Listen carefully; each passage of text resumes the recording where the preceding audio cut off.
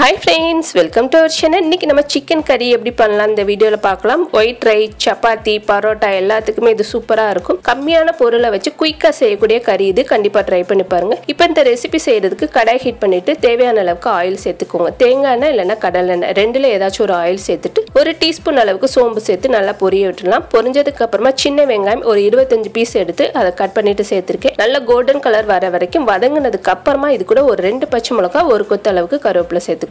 இது கூட ஒரு பெரிய சைஸ் தக்காளி சேர்த்திருக்கேன். சின்ன பழமா இருந்தா ஒரு 2 பழம் சேர்த்துக்கோங்க. இது கூட ஒரு டேபிள் ஸ்பூன் அளவுக்கு இஞ்சி பூண்டு சேர்த்துக்கோங்க. சேர்த்துட்டு இதை நல்லா மிக்ஸ் பண்ணிட்டு தக்காளி நல்லா குலைவா வர வரைக்கும் மூடி போட்டு வதக்கிற போறோம். இந்த ரெசிபிக்கு சின்ன வெங்காயம் நல்லா டேஸ்ட் கொடுக்கும். கண்டிப்பா சின்ன வெங்காயம் சேர்த்து செஞ்சு பாருங்க.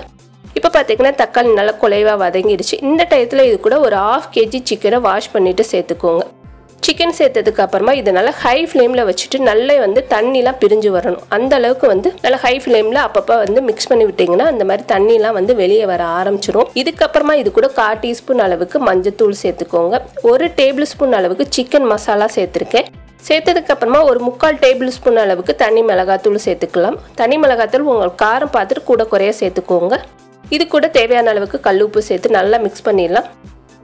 இதுக்கான பொருள் பார்த்தீங்கன்னா ரொம்ப கம்மியான பொருள் தான், ஆனால் நல்லா டேஸ்ட்டாக இருக்கும். கண்டிப்பாக ட்ரை பண்ணி பாருங்கள். இப்போ நல்லா மிக்ஸ் பண்ணதுக்கு அப்புறமா ஒரு கப் அளவுக்கு தண்ணி சேர்த்துட்டு இதை மூடி போட்டு நல்லா லோ ஃப்ளேமில் வச்சுருங்க. நல்லா எண்ணெய் பிரிஞ்சு வரணும். அந்த அளவுக்கு கொதிக்க வச்சிட்டிங்கன்னா நல்லா டேஸ்ட்டாக இருக்கும்.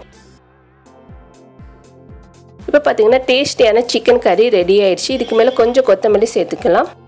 ஒயிட் ரைஸ், சப்பாத்தி, பரோட்டா எல்லாத்துக்குமே இது சூப்பராக இருக்கும். அதே போல் புலாவ் ஐட்டத்துக்கும் இது நல்லா டேஸ்ட்டாக இருக்கும்.